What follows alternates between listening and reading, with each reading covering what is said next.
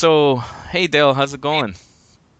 Not too bad. How are you? Good, good. Thank you. Thank you for letting me chat with you today and share your thoughts with the Oh, barefootcanada.ca audience. And I just wanted anytime. to uh, to start by asking you a little bit about yourself. What kind of work do you do, and all that's good stuff. Well, I am a massage therapist practicing up at Bayview in Eglinton out of a naturopathic clinic that specializes in cancer care. Oh, good. So you are operating in Toronto, Canada. That's right. Okay, good. And how long have you been in business as a registered massage therapist? 7 years, just Oh, over 7 years now. well, that's good. That's good. So I understand that you embrace the barefoot lifestyle and to a certain degree. Can you tell us a little bit about that? Sure. Well, I try to spend as much time as I can without shoes on. Sure. That's the idea, right? Yeah, exactly. Okay. And how long have you been into that? This will be my third summer. Oh, okay. So how did you get about it? Like, how did you get interested in starting to go barefoot? And Well, I think the seeds of it were probably, a good 15 years ago. I remember seeing you on television. I think it was CC or something. okay, Um, and it sort of was out of my mind for a lot of years until I became quite ill around my 40th birthday oh really? and wasn't able to exercise properly. Okay, So, went through the demotivation that goes along with chronic illness and all that stuff. And it became clear that I wasn't going to repair myself as quickly as I wanted. So I started researching barefoot running at first as a way to, ease myself back into, a fitness lifestyle. Discovered that it was going to take a lot longer than that. So I just started walking instead, and um, found it interesting because most of the information on the internet isn't about walking; it's about running. right. So I kind of had to explore that on my own a little bit, other than just seeing that a lot of people do it, but nobody really talks about it. It's only unless they engage in the athletic activity of running that it's explored on a more technical level. So Oh, I've been sort of just because I have a technical mind, I guess I tend to construct things. well, that's good. So now, since you because of your condition and because of your physical impediments at the time when you started this, you found that walking was more appropriate for you than running, at least to Yes. start Oh, with, right? definitely. And so, did you then decided, okay, I'm just going to become a barefooter, or you just said, you know what, I'm going to give it a try. I'm going to start walking here and there and see how it goes and how I like it. So, how did that develop? How did that took place? It's mainly a motivational thing, just to try something new, Okay. um, and to see, if I could do it. It's not actually, when you're 40 years old and have worn shoes for most of that time. Right. Uh, it can be a bit. Can your feet handle it? All the myths that people have about going barefoot were still in my head. So. Um, it was as much an exploration to see how much of that was true, how quickly my feet could adapt, and the rest of my body as well. And there's also, as much as there's so many within the barefoot community on the internet is fairly enclosed, but it also has its rather vitriolic detractors who will Right. tell you how hurt and damaged and diseased you're going to get by taking your shoes off. Exactly. Yeah. And so once you started going barefoot, like what did you find in terms of your body that like how did your feet react? How did the rest of your body react? Like how long did it take until you felt comfortable going for like a good barefoot walk, let's say? Oh, less than 2 months, I think. Progression was pretty quick.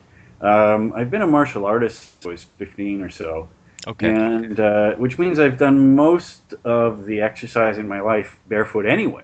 Okay. Sometimes for, whether for even just a single hour class or for when I was training more intensely, that meant 5, 6 hours during a day. O- Uh, Okay. So so being barefoot for long periods, it wasn't definitely foreign to you before no, you started. no, and I've never really worn shoes home. Right. I actually was kind of surprised that people say, "Oh, what about to find out that people wear shoes in the house?" We never did when I was a kid. You didn't track dirt in the house. It kind of surprises me that so many people feel it's actually an experiment to take off their shoes at home. Right. Right. It's like what? I don't get that one, but Yeah, I people do. find it interesting that, well, Canadian culture, we have that advantage, I think, other Western societies that we are more prone to be barefoot or at least without street shoes at home. And so I think it's a little bit of an advantage there. But you're right. Some people are really are even reluctant to take off their shoes even in the house. Yeah, And particularly urban people, sort of condo lifestyle people. They wear shoes all the time. exactly, and which is kind of sad, but that's a completely different story per se. And now on the streets, of course, we all have this connotations that the streets are full of potentially hazardous material, or that the concrete itself is it's very it can be abrasive or too hard to walk on. So what was your experience when you first started going on the streets in bare feet? Well, I don't step on glass when I'm wearing shoes, so why would I do it when I'm, barefoot? That was the first thing that came to mind. Right. And to be honest, uh, even before this whole experiment, if you call it, or change, or whatever you want to refer to it as, um, I've never really stepped much glass, and there's this myth of Toronto having needles all over the place. And Yeah. it's very little of that as well. Certain parts of town you have to be a little careful, but Right. um, it's flat. Yeah. Sidewalks, and streets and whatnot came into existence to clean things up. So we didn't have the sanitation problems, the consistent surface problems that more medieval, I guess, cities would have had. Right. So I just don't see where that myth comes from. I don't quite understand it. Yeah. Uh, it's just not. There's not as much glass out there as people think. Right. So you found yourself being comfortable to a certain degree from the beginning, walking around barefoot on the streets. Then. Sure. I mean, when I was a kid, I grew up in the country. So, when I walked outside barefoot, I was either in grass or gravel or dirt, Right. Right. which is considerably more comfortable than a sidewalk. Yeah, for Well, not sure. this part at least. That's true. And another thing I find that when I'm walking on the streets, because as you pointed out before, it's so flat and it's so open, you actually can see enough a distance ahead of you what can be hazardous, and then you just avoid it naturally, and I don't know about you, but also my peripheral vision has really developed to a degree. I don't know if it's conscious or unconsciously, but I find that my peripheral vision gives me enough feedback to avoid any potential obstacles or hazardous materials, whether it's a sharp object or some waste of some sort that I don't want to step on, right? That's it. I mean, I think most people have, because you go barefoot, you become more conscious of that peripheral vision, Yeah. of that extended awareness. But most people don't step in things. Hmm. The average person steps in dog poo extraordinarily rarely, Right. right? I mean, it's not like you're coming home from a walk every time you walk back from the subway. You pass dog poo every day. You don't step in it all the time. The only time That's you true. might is if you're distracted, not thinking. Yeah. But you automatically step over things. And even people who've habitually worn shoes and may not have brought that extended awareness to their consciousness, to their frontal awareness, they're still doing it. Yeah. There. I mean, you don't want to ruin dog poo or gum, so you don't step in it. Right. That's So, true. so it's not really that much different. It's just we become more consciously aware of of what we're do of our environment. It becomes more well, it becomes more serious because you have Right. can't accidentally you stop paying attention because that can be hazardous. Right. Right. Now, in terms of your benefits, in terms of like the your physical benefits that you have attained from starting to wear shoes less than before, can you tell me some of the benefits that you have noticed in your body and on your feet? Well, my posture seems to improve a lot. Um, that's as a general rule. I eliminated the heel strike from my walking, which I think is an important part of it. My core strength has gone up tremendously. Okay. Um, my joints, my knee and hip joints, feel quite a bit better most of the time than they did before that. Um, and probably the most profound change that I personally experienced is my jaw correcting. Because I've had an overbite since I was young child, and I don't have one anymore, Really? which is interesting. The only thing that I've changed was the way I walk, Okay. which affects the way I stand. Okay. So that's really the only factor that I could think of that would cause a change, a shift in the kinetic forces in the body enough to make that change. Right. Yeah. So, but and this is only after 3 years of uh, changing your habits of footwear footwear wearing. So that's really impressive. Now, in terms of tell me about where are you standing right now? Because we have been talking about like you're doing it as almost like an experiment, and it sort of like gives me the idea that it had sort of like a period where it started and potentially where it would end. Um, where are you in that right now? Like, are you thinking that that you have become a long-term barefooter? Are you still in the experiment? Where are you in that? Well, I'll always be in the experiment because that's part of life. Right, The nature of the way I think of myself. right, But no, I can't see any going back, quote unquote, right, just because the benefits are high. Um, I mean, there's a time and a place to wear shoes, and it's just not worth arguing about in certain circumstances. right, So yes, I wear shoes some of the time, and sometimes I'm just a bit of a wimp, and I don't want to go out in bad weather with no shoes on. right, But for the most part, I've either been barefoot or wearing minimalist shoes as much as I can. I don't know how much the minimalist shoes counts as truly being barefoot hmm uh, because it does. You get some loss of sensation, so it's not quite as profound in this experience. Uh, yeah. So yeah, like I think for a lot of us barefooters, shoes and whether they're minimal or regular traditional shoes become almost like a tool or something that we wear when needed, whether it's because it's the weather or social situations or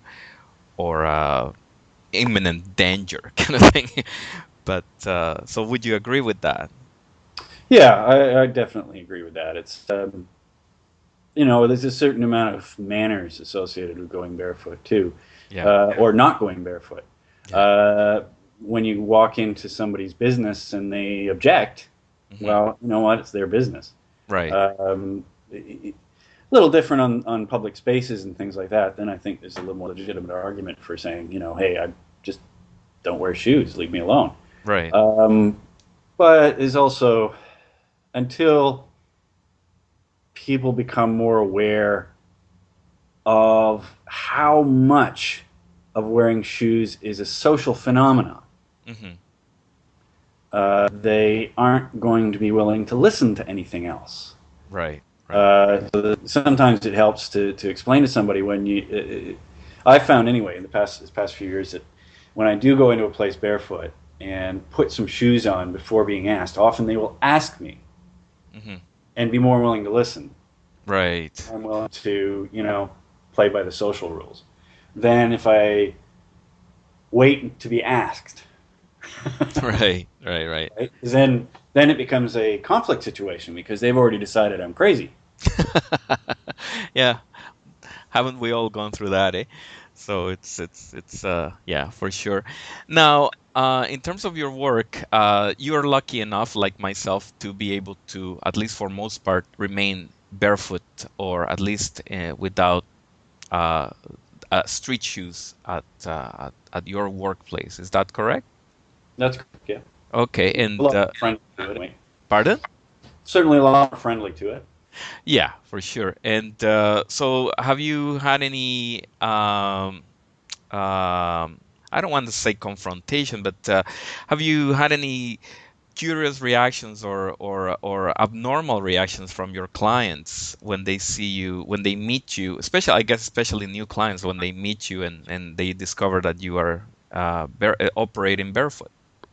Well, when I know I'm meeting a new patient, I do wear shoes. I have to admit, Okay, just because first impressions can be such a lasting thing right. that it's easier for them to see me barefoot later Hmm. than to see it from the beginning. Um, particularly with people that are coming from more conservative backgrounds or older, they need to be comfortable. I mean, a large part of what I do has to do with being able to relax. So Right. people have already got their backs up ahead of time, and since I can't predict the response Hmm. of a new client, then I usually make sure that I'm wearing shoes. Okay. Just to, may not be the ideal, but at least it eases things in, so that the next time they see me, they've already decided I'm a decent human being. More likely to ask questions if I'm not wearing shoes. Right. Right. Plus, it's not untraditional for massage therapists to go barefoot. I mean, an awful lot of us prefer to work barefoot. I have no idea what proportion, but I've certainly come across a lot of people who would rather work without shoes on, just because you don't get as tired.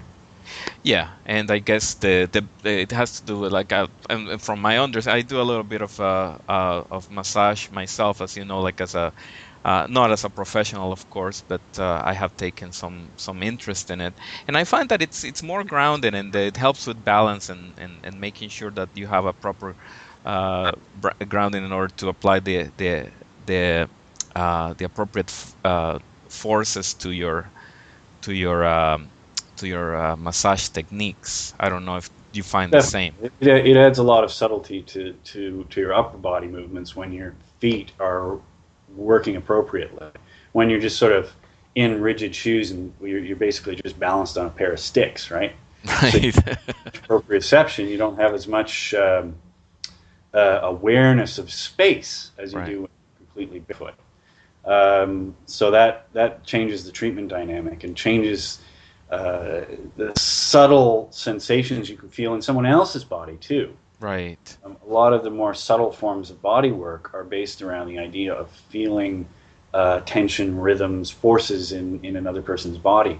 The Hmm. more proprioceptors that are active in our own bodies, the more we can sense of that in another person. And since a very high proportion of the proprioceptors in a human body are in the feet, then Right. you're going to improve your ability to engage the world just by being barefoot That's great. Yeah, that's a very interesting and piece of engage information. clients in this case. And engage, sorry? And engaging clients in this case. Yeah, for sure. Now, have you encountered any situations where you would recommend, as part of the treatment that you give your clients, for them to try and go barefoot as well? Yeah, often. I'm beginning strongly to think that it's the simplest way of improving posture. Uh, Okay. And just about everybody seems to agree these days that postural strength, core strength, is the key to overall fitness. And there's all kinds of programs and techniques and machines and things that claim to strengthen your core. Hmm. But if you walk properly, you can do that without any of those things because your core is already engaged. Right. And that would potentially reduce, chronic shoulder injury, chronic back injury, arthritic symptoms, things like that. So while I wish I had enough research to say that it was better to go barefoot.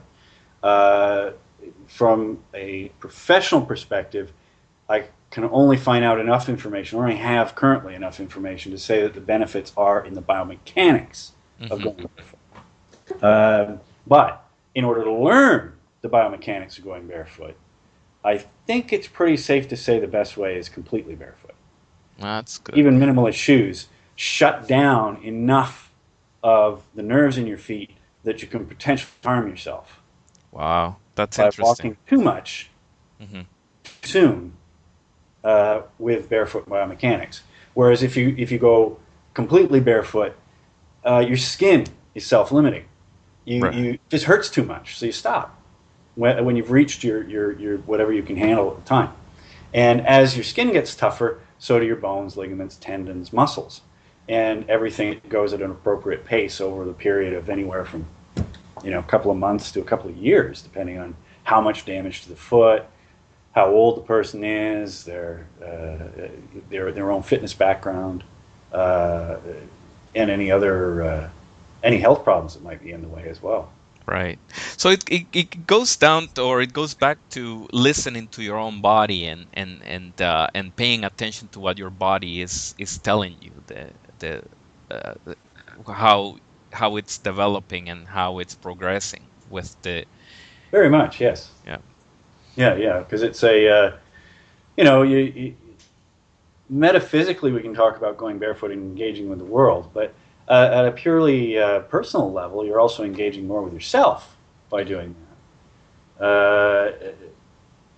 Just because so much of your motor cortex and your sensory cortex in your brain is linked to the lips, the genitals, the hands, Mhm. and the feet.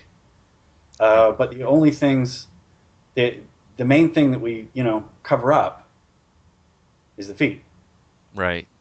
or certainly the thing we cover up most rigidly anyway. Right. Yeah, exactly. Because even though we sometimes wear gloves in our hands or wear protection in our head and that kind of thing, it's still very flexible. It's not until recently that we are starting to develop more anatomically friendly footwear, isn't it? Yeah, that's right. And some of that footwear is going back to some of the original purposes of footwear, which was to keep your feet warm Hmm. and to protect yourself from the environment around you in a more genuine way. Yeah. I think other barefooters out there have done it a lot better, so showing how um, culture has shaped our footwear rather than necessity. So Right. that modern, what we call a shoe now, bears almost no relation to any of the functions that we originally needed shoes for. Yeah, of course, and I mean you can see it in the average fashion shoe these days. Like I mean, they have nothing to do what to what the function should be, which is protecting our feet. Like so. Yeah, yeah, from gross environmental stuff like insects, poisonous plants, Yeah. you know, cuts. It's a legitimate thing, and of course, temperature, Right. extremes of temperature in either direction. Um, but a lot of the reasons for the whole sort of rigid shoe thing have more to do with emulating rich people than they do anything else, really. Yeah, exactly. Well, no, this is a it's really a very interesting topic to sort of like find out how shoes were developed and all that, and how we have the concept of shoe now, as opposed to the concept of shoe that our ancestors would have had when they first started protecting their feet. Um, so definitely, it's an interesting thing to see how it's sort of like going back to that to embracing that original concept. And but anyway, I think we have covered a very good ground today with our conversation. I mean, definitely very enlightening and very informative, because coming from, especially with the concepts that you have, and the knowledge that you have and how you have applied it. And just one last question: uh, are you continuing to go barefoot on the streets, or are you more favoring minimalist shoes to go out on your regular day-to-day activities?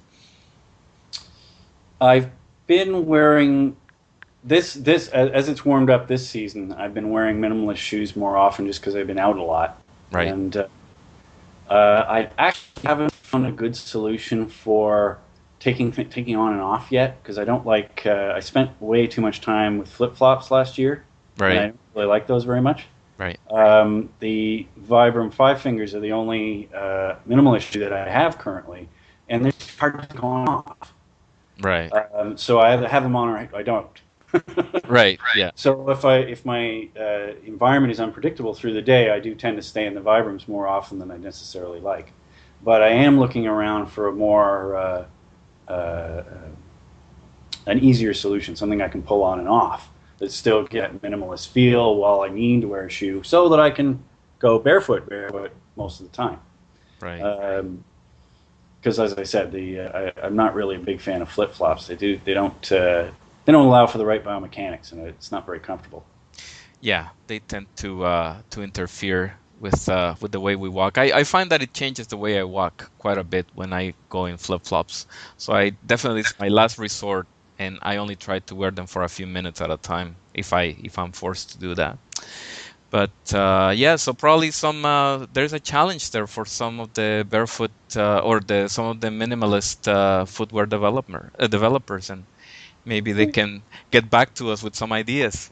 Well, there's a lot out there. I mean, if you look on YouTube, there's all kinds of information on how to make your own huaraches, right? Yeah. The Mexican running sandals. There's lots of options out there these days. It's a matter of just getting out there and getting it done, I guess.